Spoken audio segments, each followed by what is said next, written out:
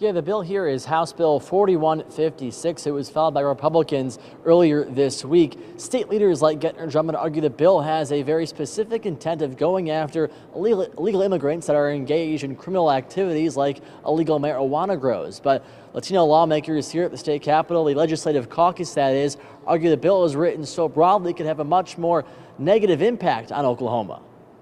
With this bill, we have so much to lose and nearly nothing to gain. Oklahoma's three-member legislative Latino caucus coming out against legislation filed Monday that seeks to crack down on illegal immigrants in Oklahoma. It's House Bill 4156, filed by Senate Pro Tem Greg Treat and House Speaker Charles McCall. We'll be able to combat this issue, I think, more effectively if the states in the region all work, towards a solution. The bill was originally requested by Oklahoma Attorney General Gettner Drummond, who says his goal is to deport illegal immigrants actively engaged in criminal activity, like illegal marijuana grows. But if you're in the United States, in Oklahoma, breaking the law and an illegal alien, we need a tool to arrest you and prosecute you. The legislation creates the crime of impermissible occupation, meaning anyone who enters the U.S. illegally and comes to and stays in the state of Oklahoma is guilty. Senator Michael Brooks of OKC says the way he reads the bill, it could be enforced on migrants working at legitimate jobs, not criminal enterprises. There are 33,000 undocumented immigrants in the state of Oklahoma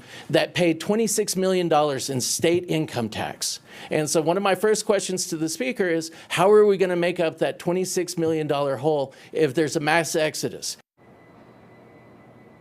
So that caucus argues the solution is to make changes to the bill that was filed by Republicans. Those proposed changes include requiring an ID for undocumented Oklahomans, as well as requiring they pay federal and state income tax and have them send in fingerprints to a criminal database system based here in Oklahoma. No word yet if Republicans are open to changes, but we do know this bill can receive a vote on the House floor as early as the end of this week. Reporting live at the Capitol, I'm Andy Weber, KOCO 5 News.